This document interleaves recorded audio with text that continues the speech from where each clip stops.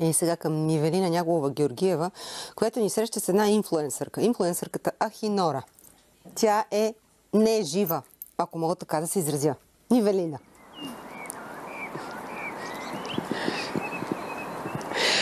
Здравей отново, Мариана. Да, може би да си права, като казваш, тя не е жива, но всъщност тя е изключително пълнокръвен образ, който вече има толкова хиляди почитатели в социалните мрежи. Аз съм много горда, че това е първият такъв дигитален инфлуенсър и той е създаден тук във Варна и разбира се, очакваме Общинския съвет във Варна да приеме официално, тя да стане официален посланник на Варна. Но коя е Ахинора и как изглежда тя? Нека първо това да видим. Казвам се Ахинора и съм първият изцяло генериран от изкуствен интелект дигитален инфлуенсър в България.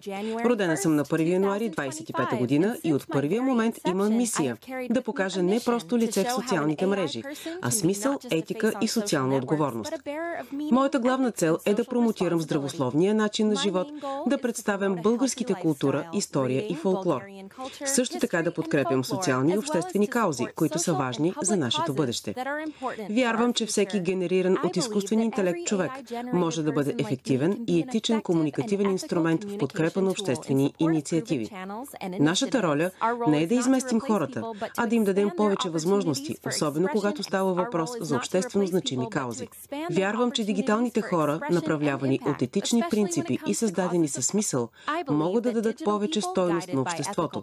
Ние можем да работим заедно с реални хора, институции и общности и с общи усилия можем да допринесем за истинска социална промяна през вдъхновението, знанието и добрия пример.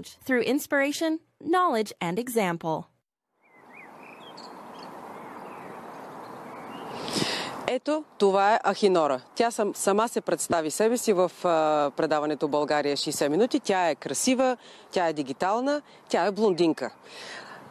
Светослав Георгиев всъщност е начало на екипа, който е създал Ахинора.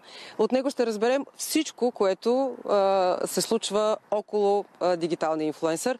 Защо решихте да направите дигитален инфлуенсър? Кое беше водещото в вашата мотивация? Реално идеята се зароди миналото лято и то напълно случайно. Скролвайки с социалните мрежи, попаднах на съдържание, което беше, меко казано, неподходящо. И ми направи голямо впечатление, че това съдържание беше пресподелено именно от тинейджери и от по-малки деца, които се предизвикаха в коментарите един друг да изпълняват определени предизвикателства и така нататък, които бяха, меко казано, опасни за тях. И давайки си сметка, че сестра е 7-ми клас, точно в тази възрастова група, реших да създам подобен образ и да започна да експериментирам с изкуствен интелект, понеже ние като дигитална агенция работим с изкуствен интелект. Реших да експериментирам, да видя какво би се получило. Резултатите те бяха повече от добри и в рамките на около 6 месеца успяхме да разработим целият проект и на 1 януари тази година дадохме официален старт. Как избрахте образа да изглежда така? Благодаря, че е блондинка. Образа всъщност не сме го избрали ние. При самия процес на разработка пуснахме допитване до обществото, до хората от цялата страна и реално те сами си избраха всеки един аспект от нейната визия, всъщност е избрана от нашето общество.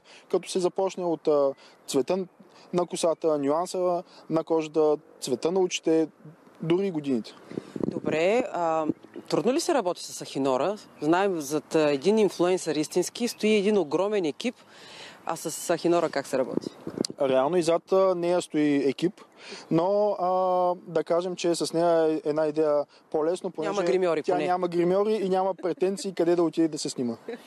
Добре, този екип обаче е създал Ахинора. От тук насетне вече трябва да се създава и дигитално съдържание. Кой и как определяте кампаниите, каузите и темите на всеки един пост? Екипа, който я е създал, продължава работа по проекта и реално ние заедно генерираме съдържанието, което излиза ежедневно в нейните канали, като кампаниите, в които участва, ги определяме на база на етичните рамки, които сме заложили още при самото създаване на проекта. Такива, например, са Аз вярвам и помагам, една от най-успешните кампании в България изцяло. Кампания срещу рекламата на хазарт, както и срещу насилието на жени. Така, нека малко за морална гледна точка да си поговорим. Къде е границата и как, на какво можем да разчитаме да не прескочим тази граница? Реално погледнато границата я поставяме ние като създатели на проекта. Както казах и преди малко, още при самото създаване на проекта ние си наложихме такива етични норми, рамки, от които си казахме, че тя не трябва да излиза, понеже в европейски мащаб има доста проекти, които са подобни на нашия, но са съвсем други комерциални цели. Ние искахме Ахинора да бъде инфлуенсър за пример, образ за пример и именно поради тази причина си наложихме тези рамки с тези граници, които се опитваме да не преминаваме. Има въпрос от апаратната на България в 60 минути. Защо Ахинора, а не, примерно, Ивана, да кажем? Ахинора, защото първо, че това е изключително българско име. И аз като любител на историята, много ми допадна идеята, пък и още от самото начало искахме Ахинора да е пряко свързана с България, с българската история, с българската култура и фолклор. Именно поради тази причина избрахме да е тя. Ахинора всъщност е съпругата на Аспарух, нали? Точно така? Така, да. Точно така. Добре, какво е бъдещето на Ахинора? Къде я виждате? Ако всичко се развива добре и Общински съвет Варна и гласува доверие, силно се надявам в края на юни месец тя да бъде избрана за дигитален посланик на Варна, след което подготвяме цял медиен план, чрез който да се популяризира Варна, историята, културата и цяло региона, така че да стане още по-привлекателен за хора както от България, така и от чужбина. Добре, успех пожелавам на вас, на екипа и на Ахинора. Мариана, очакваме от лятото вече да имаме един истински посланник, една прекрасна дигитална инфлуенсърка, която всъщност ще разказва за Варна, ще популяризира дестинацията и всички красоти, които могат да се видят тук.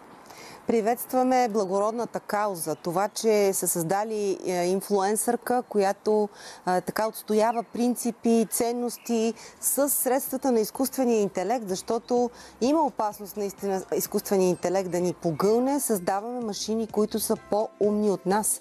От нас зависи обаче как ще се развие от тук нататък всичко това. Хубава вечер и до утре!